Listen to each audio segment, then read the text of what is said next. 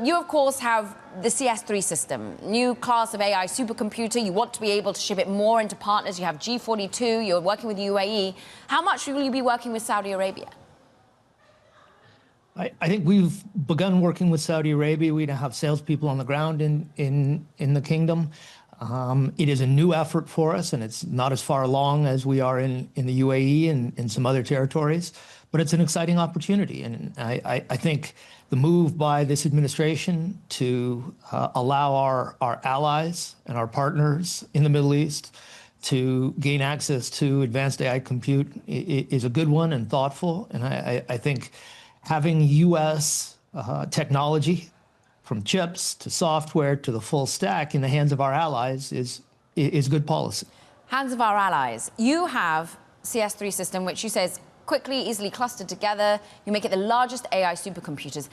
The allies are in the Middle East, but there's always been this worry that it would be a backdoor into China. How do you make sure that your IP is protected, Andrew?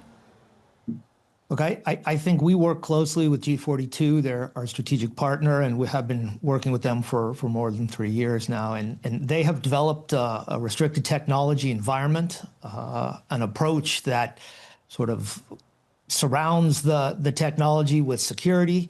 I think it is both forward-looking and extremely sort of rigorous.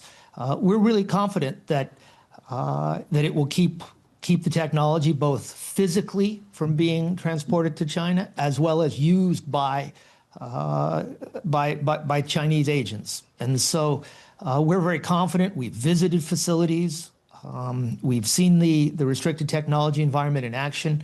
I think they're doing an extraordinary amount of work to earn the president's announcement. You do have that relationship with G42. How does the relationship of expansion, sales groups on the ground in Saudi Arabia square with that relationship? How many sales do you think you're going to be able to get right away, Andrew? I think sales in any territory take a little bit of time. You have to build relationships. You have to build credibility and legitimacy. But I think our success with G42, the work we're doing with other customers like Meta, like IBM, the work we're doing with large enterprises like Mayo Clinic and GlaxoSmithKline, and the work we're doing with leading AI startups like Mistral and Cognition. All of these make entry into new markets a little bit easier. You have examples you can point to.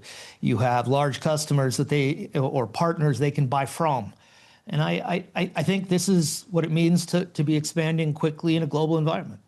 Is the US government doing enough to help startups such as yours vis-a-vis Nvidia, which in many ways gets a lot of the voice support from the administration, briefly?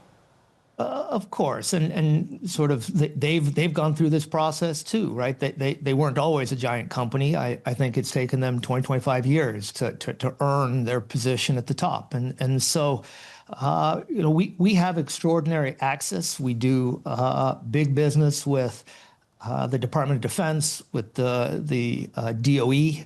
Actually, I was with Jensen and Lisa Su of AMD, with Secretary Wright. The DOE is a leading organization for U.S. AI policy. It's been, I think you always want more, but I'm proud of what we've been able to accomplish with the government.